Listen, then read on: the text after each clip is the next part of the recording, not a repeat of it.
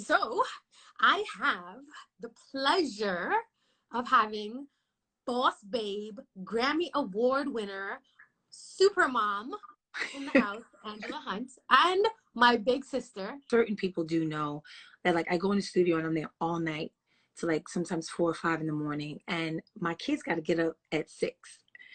So it doesn't stop, and I just keep going, and I'm tired and I needed a break, and I didn't want this type of break.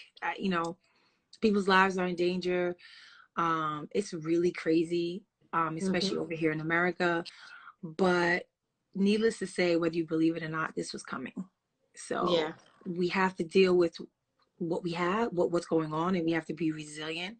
We have to stay prayed up. We have to stay super strong and resilient. Like, there's days that I feel crazy, but I got a posse around me that keeps my head up. So I'm sure that people want to know about, your journey. You have won a Grammy. You have written songs for multiple genres. You've just done a lot of really, really amazing things. So what was that journey like for you? Been singing since I was 3 years old, but I actually fell into a video production company at a really young age. And in that company, I started as a casting director. I casted many, many, many, many, many videos in the 90s. And then after casting for a while, I actually became a stylist, and I styled many, many groups like Boyz II Men, and the list goes on and on. It's too many to name. I was born in Brooklyn, and I was raised in Barataria, and with my cousin and my grandmother. I was like a lot of, kids in Brooklyn. If you wasn't acting right, you get sent back home to your dad. So, right back home. You get sent right back home. So I grew up in both places, which I'm very fortunate to have an upbringing in Trinidad, because it was definitely grounding. Walking up Malik Hill every day. Shout out to Crazy. Shout out to everybody in South. How do you think that growing up in Trinidad has influenced, your life living abroad now? It was everything. I mean, because like Lyrical can attest to this. Like, living in Brooklyn is like living in Trinidad. Yeah. It ain't really that much different. That's true. The next door neighbor gonna beat you if you're outside acting crazy. Yeah. Eating all the same food. You're being raised almost the same way. But I mean, once I landed into that concrete jungle, into the city, then I really knew I was in New York, and I knew that I had to make something of myself. Like, I refused to become a product of my environment. Like, I could hang with everything that was going on, everybody who was selling drugs, everybody who was doing drugs, but I refused to go down that road. I just knew that there was something different for me in life, and it was up to me to make that decision to go down a different path. Right. So you were casting videos and stuff when you were small, but where did you actually begin, writing and actually singing professionally? I always wrote. I always wrote songs since I was young. I always did like fashion shows. I would sit down in front of my mother and I would sing her these songs that I wrote. But I really didn't know I could really, really hone in on being a writer if it wasn't for this producer, singer-songwriter named Corey Rooney. I'm going to say it again. Corey Rooney. If a lot of people are not exposed to a lot of things in the music business, because it's just a luck of the draw if you get to meet people and you get to be around certain people. But I was actually singing in a studio one day, and he was actually in a room producing Mariah Carey. Now, Corey Rooney has a long history at Sony Records. He is responsible for J-Lo, for Mariah Carey. The hits are just too many to mention. And he heard me singing in a hallway, and he came out and he said, "Who's singing?" And I was like, "I don't know." With me. He was like, "No, it's you. There's nobody else in the hallway." And I was like, "No, I'm a rapper." Like, at this time, I thought I was a rapper. I just knew I was. And he told me, "No, I know it was you." And he's like, "Did you write that?" And I kind of confessed, and that was my journey turning into like a singer, because prior to that, I was a rapper. So where do you find your inspiration when it comes to writing music? In the beginning, it would be my friends. Because if you look around you, everybody's going through like something crazy stuff. And it was easy to just look at my friend who was getting cheated on, and this one here who was doing this. And you know, living in New York City, you could never be short of inspiration, and that's where I thought I was getting my inspiration from. But then I realized it was way much more than that. Like, you know, I've said it before, and I'll continue to believe it and continue to say it, that I honestly feel like I'm just a messenger, and I just be waiting for the beam to come down, and it just jumps in me and the songs just come out. Because sometimes the songs come out and I'm like, where'd that come from? I was sitting in the studio and I was looking out of the window at 42nd Street, and I was like, I'm not gonna do another Party Done. I'm the type of person that when I do a song, that's it. I'm not doing it again. Why? We already did that. You're you right. know, So you're never let's create something else. Let's do something else. The thing about songs is, like, when you do a song, you're never going to be in that moment. You're never going to be in that time space. You're never going to feel that passion you were feeling at that moment. So you can't create that over again. Yeah. But you can go on to do something greater than that. And there was actually another song on the track, and I decided to do someone else's music. I had never done it before, and I said, let me try. And my engineer looked at me and stopped the music and said, you just need to do your own thing. And I said, okay. And I was like, one bon ami, you couldn't have better timing. You always answer when I call and only and all night I wait him lot of week. And out came the entire song. The entire song. Like, all the way down to the I know that's all I drunk it. And I make it want me. Oh, me, darling. Like, I went back to do the holes. Never came out like the first take. You can't possibly think that comes from you. Yeah. You cannot. If you think that comes from you, no. Yeah. That's not you. That's not you. That you're just here and you're with your messenger and you're waiting for the beam to come down, and that's it. That's how I feel about it. Yeah. You know what I mean? I can't really take all the credit for that. You work in a male-driven industry. Like, how do you deal with that pressure? I be a woman.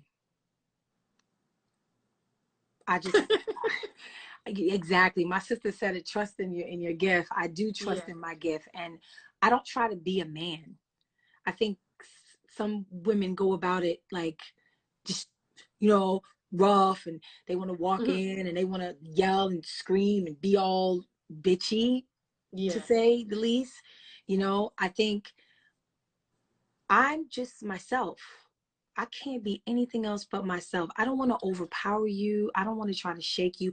What I am going to do is shoot the first person that I see in that studio and they going down. I never hold back. I will always aim to kill. Because that's what we do. Go home. Yeah. That's what we do in songwriting. You know what I'm saying? It's like eat or be eaten. As we say in Trinidad, dog eat your supper. Yeah. And I want to survive. So I think the way that I survived in a lot of studios where I would walk in, like people, I started in rap music. So when you're sitting around Biggie and you're sitting around Pac and Puffy and all these dudes, and you're the only female in the room, and they like, yo, Ange, write a hook. I'm like, all right, yeah, I'm shaking in my boots. Yeah, but you got this. But I have to have this. Yeah. I can't. I you don't got this. It's more, it's more than that. It's like I have to have this because I have one shot to show that I belong in this room. And it's one thing, like I've taught a lot of master classes, and the one thing I've always told the people who were in the classes were, you have to be yourself. And you got one shot. The first shot can't be, can't do that. You know, and I think, you know, if you are ready and you're always ready, you're always going to be able to strike and kill. I'm always ready. And like it's just a part of the generation that I was a part of. We always had to be ready. There was never ever such a thing as we can write the song tomorrow, or no. It was like you do it and you do it now and you kill it. Like you're And I never think going to that sing that's a again. mentality that people need to have. Like you really always need to be prepared because you have no idea who's going to knock on your door at what time. So you need to be ready. If you're passionate about something, you know, whether it be your business or your craft, you need to be 100% prepared that if tomorrow Obama walks and knocks on your door and said, "Hey, I need you for this," you're ready to go. Which happened to me. It wasn't Obama, but it was Michelle Obama. She came in my room and I was just like, I wasn't ready for that one.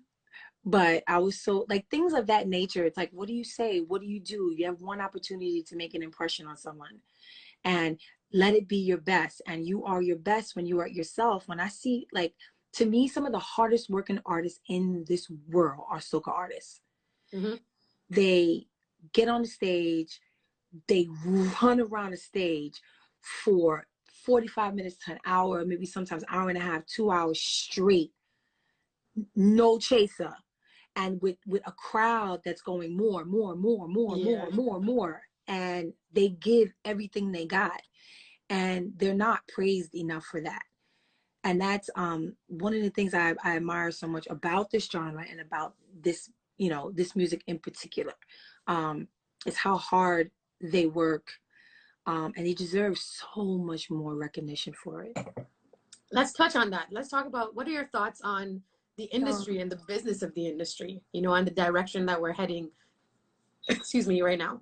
Well, I think what's happened right now, this coronavirus has shaken up our industry because it was so many people who thought they were good and they just realized they ain't good. Yeah. Because if you were living, from show to show and you weren't taking care of the music business aspect of your life, you're looking really scared right now. I'm pretty sure you are. Reality is hitting you in the face. Reality is hitting you in your face. And it's something, I always tell people about, and I try to talk to people about copyrights, knowing your business. It's like, how are you going to learn this craft and be in love with this craft, but not know your contracts, your business, your royalties, everything that comes along with it? People, most people, they just want to get up. They want to throw on their lipstick. They want to look good, throw on their clothes, but they don't want to put up a little Instagram post. I'm outside. Of course, they don't want to do the work. And then when something goes wrong, you're right. I am Tanika says no insurance, no benefits, because we have no insurance, we have no benefits, we have no 401k, no security whatsoever. And maybe a lot of people don't know that about this. And I was saying, yes, I was saying the same thing. It needs a whole overhaul. And I've tried so hard to tell people here in America, we have a pyramid, right, of business. And I'm protected by my societies. I'm protected by my publishers. I'm protected by my accountants, by my lawyers. But it is up to me to know what each of those people do. Correct. To understand where my money's coming from. I know where my dollar's coming from. And when I didn't know, I learned the hard way, and I learned from a lot of mistakes. I wanted to know about the Grammys and how it functioned. And so I got a position on the Grammy board. A lot of people didn't know that. And I was on there and I was just like, oh, well, this is what y'all do. So I think it's important. And I'm speaking to younger artists that, there's so many things driven by social media, and it's the saddest thing. And it's the one thing I'm trying to protect my children from. Like, this is not a reality. Mm-hmm. This is a whole made up world. Perception. Everything is about perception online. Because no one online is going to give you $20. Your neighbor will, or your friend will, or the man down the street will. That's the reality. Your mother's real, your sister's real, your cousin is real. Yep. That's real.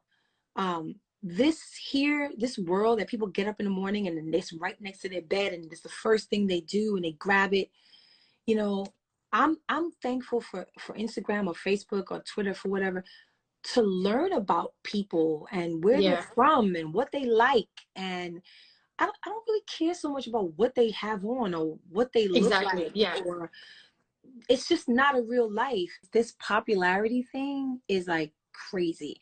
Like, I never wanted to be popular. I wanted to be a good writer. I wanted to go down Mm-hmm. as one of the best writers in the world. And I will not stop until I achieve that goal. You don't need to have 500,000 You followers. are your legacy, and, Yeah. and what you aspire to be and what you do is what you will become. And what you put out is what you get out of life. We are all Mm-hmm. responsible for the space that we live in. We have this space here on earth, and this is your space. Like, I never care about the man behind me. I could not give two cares what the person is doing behind me. You know, I hear so many, like, people put all this competition, you know, about other artists next to you, and this one sounds like you.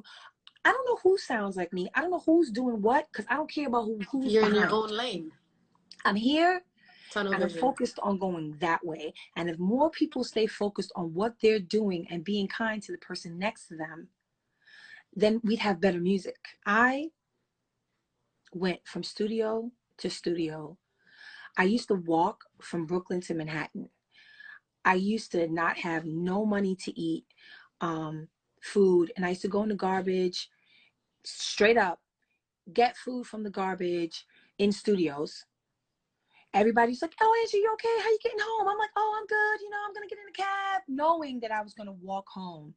Today, you probably have no one that's never seen that type of hardship. Mm-hmm. The way they're getting on so quickly or doing the things that are so messed up to get on. And Like, it's all about instant gratification, you know? that's a That's problem. the reality of the That's the situation. instant gratification. I've told a lot of artists, I said, listen, I've heard soca artists that they've played me other songs that they've had that were amazing. But they're like, yeah, man, but the crowd not responding to it. I'm like, who cares? That's the job we do. Our job is to give these people what they don't know they want yet. Mm-hmm. So if I was like everybody else and said, oh, I'm just going to give them another party done because let's just keep it going, it works. No. That's not you being true to yourself. I'm not being true to myself. I'm going to be real, and I'm going to do what my heart feels. And my heart right now tells me to put out this moment of me, and that's what I'm going to do. And either they're going to get it or they're not going to get it. And if I worry about that, then I'm in this for the wrong reason. Where does soca come into my life? And actually how it started was Diplo gave me a record. Okay. And it's funny that it was Diplo, but it was him. And he gave me this record that was crazy. It was like this dusty. Oh yes, Britney Spears too. Somebody said shout out Britney. Oh, shout out Vaughn too. Vaughn just said big up Karen. What's up, Vaughn? And I just what was I saying? I totally forgot. Diplo. No, Yes. wait. No. Yes. Yes. He gave me the first record, and I was actually pregnant. And I wrote to it in the bedroom, and it was actually a record called TNT. Oh wow. And my mom said, well, you know, if you could write a record about New York, why you can't write a record about Trinidad? Trinidad. I was like, okay. So I sat in my room, and once again, this record came to me, and it was like, we've been drinking since yesterday, partying on the road, and boys and them up in Laventille, them coming down can be old, beating band down on Nelson Street, in the beat them they won't let go. Juve morning, a fetting out, Barataria, yeah, that's my home, was it, oh, Trinidad and Tobago. Hey, da. Oh, I love that record. Shout out to Christchurch, anybody in Christchurch, family in Christchurch. Shout out to my dad, Ian Franklin, Abdul Franklin, call him what you want. To my sister, Tamika. I won't blow her up. My sister looks just like me, and one day I'm going to Hi, post a picture sis. I'm your so other everybody sister. can see. So, Ange, what's the next Caribbean project? You know, people love you, people miss you. I remember the first time that song dropped, when Middle dropped, and I was somewhere and somebody was like, oh my God, Angela's back. Like, where was Angela? I can't believe she's back. And people have been so excited to have you, you know, back. Not to say that you're really left, but people just love your personality. People love your music. People love you. So I know that people are craving to get more from you. So can we expect any more Caribbean projects coming up? Yes. It's funny how people say that, oh, you know, she bow out, or I was like, I didn't go nowhere. Who said I Exactly. went nowhere? you know, I'm not, I try to tell people that I'm not a soca artist. I'm a global artist. Correct. And I'm a writer that has written for African artists, for German artists, for British artists, for Indian artists. I've worked with people from all over the world. And because of that, and traveling all over the world and writing all over the world, literally for the first 10 years of my writing career, I can never just stick to one thing. My sound will always have something else mixed in it. Now, there was a point that I just was like, no, I didn't want to do anymore, because I just felt like the industry was so crabs in a barrel. And I didn't like that. You know, I just felt like, where's the support? Like, where's the love? Like, I didn't see that. And I just was like, I didn't really like that. And it kind of just like turned me off a little bit, you know? And I was just like, I don't know. It just kind of rubbed me the wrong way a little bit, to be honest. And sometimes you need to take a step back, you know? You do. You kind of need to take a step back to know what do I want to sing about? What do I want to talk about? What do I want to do? You know what I mean? And that's kind of like just what I was doing. And I have to wait for the music to talk to me, to tell me where is it I want to go. But in the meanwhile, while I was doing that, people, and I don't ever say fans, I say supporters. People will come up to me in airports. They come from every nation, Black, white, Asian, Chinese, don't matter. Please, please, please, please put out more music. And I would just be like, oh my God. I remember being at a party, actually it was Ryan Saeed's party. And a woman came up to me and she said, Angela, this is my moment. And she was a little inebriated, and that's fine. And her husband was like, oh gosh, I'm so sorry. I said, leave her alone. This is my moment to tell you that I need more music. And that's so sweet. Listen, a drunk mind speaks a sober tongue. So I wasn't mad at her. And I just remember going, you know, this is not fair to the people who want to hear the music. I can't let the way other people want to go about living their lives affect me bringing joy to people. And so I have so much music that I didn't put out, because I just felt like, okay, well, if we're not going to get supported and we're not going to have the support, why should I put this music out? I could stay over here and collect my big checks with my big pop music, you know, go and write a couple songs for American Idol, go and write a couple songs for this one and that one, drop a couple of trap songs, be popular, and call it a day. But that's not the life I lead, really. You know what I'm saying? Like, I always fight the hard fight. And my fight was, in the beginning, was to show people like, yo, these soca artists are worth so much more. You have to support them all year round. You can't just support them at one time of the year. And they do support them by coming to the shows, going to the carnivals. But I feel like also the artists need to give them more music so they can support them even more. They can't support you if you don't put out the music, and you can't be afraid you can't to be put out seasonal. music. It can't just be for Barbados Carnival, or you're just putting out for Trinidad Carnival. It has to be consistent. But the problem is that people want the instant gratification. Soca artists are used to everybody learning their record. They know their record. And when they come out, everybody in the studio, singing their record. That's not real. You have to come out and do a record that no one's ever heard and make them them love it. Yeah. Those are the real artists. I see Marshall, one thing I love about him, he's like, this is the record I'm putting out. And I'm going to ride with this record until I can't ride with it no more. Yeah. People put out records and then they go, oh, it's not working. Forget it. Pull it. Yeah. Pull it. Yeah. Go back to the one that's working. I'm like, how do you give up so easy? That's one thing that we don't do here in America. We don't give up on records. We just keep going. And they will keep pushing that record until people start going, you know what? I kind of like this record. Like, you have to believe in what you're putting out there, because if you don't believe in it, nobody else is going to buy into it. Like, you have to be 100% confident in the product that you are delivering. Well, I will tell you that I'm truly grateful to have this platform with you, and I hope you keep doing this and you keep no matter what, no matter how many people, no matter what, hopefully tonight, one person goes away with a smile. They've forgotten about what's going on today. And maybe they were able to just sit on this live and just not think about what's going on. And I hope we were able to do that with somebody. Maybe they've learned something new about me. Ryan Saeed, my little brother, Hey, love you. right. And maybe they learned a little bit more about me. And you know, you're such a great interviewer, and you know how to pull stuff out of people, and I'm grateful for that. I'm grateful for knowing you as a friend and having you as a little sis. You know, I hope that maybe somebody who, you know, heard this, who really needs to hear this, that you got to know that you're greater than your surroundings, that there's so much more that you can do than what's around you. And you do not have to be a product of your environment.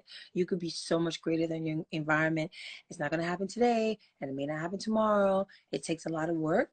But if you truly believe in what you do and what you want to do in life, I promise you, you can get there.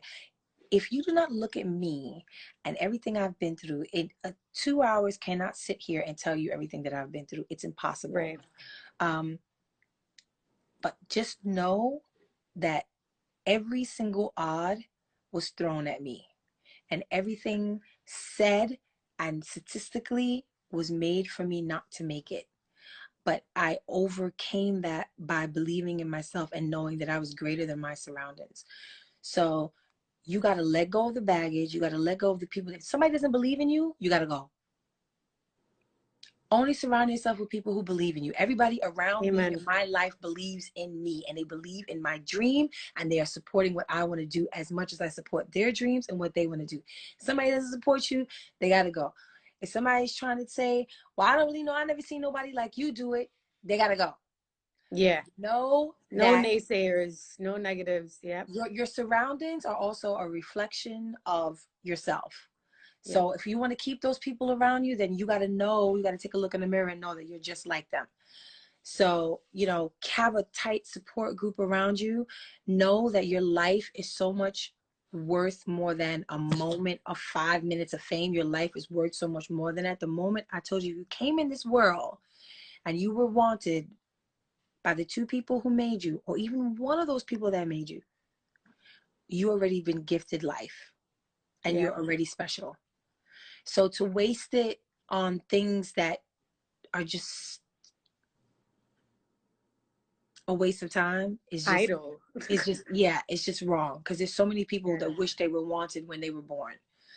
So, you know, if you could just take anything from this, yes, it's hard sometimes to dream, and it's hard to sometimes see the reality of that dream.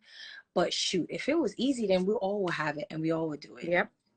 So that's why it's only so many people attain it and so many people have it, because it takes the resilience of a bull to be a person just filled with tunnel vision that just wants to get to that thing. I just wish that everybody, you know, just be your greater self and just be yourself, because I really just got where I am today by just being myself and doing the music that I wanted to do. I never let anybody depict the music that I wanted to do. And you know, no one ever told me that I couldn't do. I wanted to write a country song, I wrote a country song. I wanted to write a big pop song, I wanted to go write for American Idol, and I wrote for American Idol. I wanted to style clothes for BBD and for Boys to Men and for all these other groups, and I did that, and no one told me that I couldn't do that. And I was really young when I did that. And now at this point in my life, there's so many more things I'm trying to achieve, and I'm never going to let somebody tell me what I can and cannot do, or what music I should sing or can't sing. Yeah, we came out with something, and to me, it wasn't like trying to let everybody know that, oh, I have a song here out, 2020, here it is. It was about putting out something that just felt good. And if somebody feels good about it, then that's just what it is. And that's just what I'm always going to continue to do. I don't let people pressure me to go, hey, what are you doing? Like this one coming out. And, you want me to give into the pressures of social media. And that ain't Angela Hunt. If you want that, go listen to somebody else. Because that ain't me. I'm always going to do me. And if y'all can leave here today just doing that, being you and doing you, we're going to have so many great people coming out in this world. Stay safe, Stay blessed. And again, thank you guys. We love you. And make sure you follow both myself and Angela at Angela Hunt with an E at the end and at Kerra Denel. Thank you guys. Mwah. Thank you. And I'll call you later, Thank baby. you so much. Love you. I love you too. Thank you. Bye. Bye, Buddha. Bye, guys. Good night.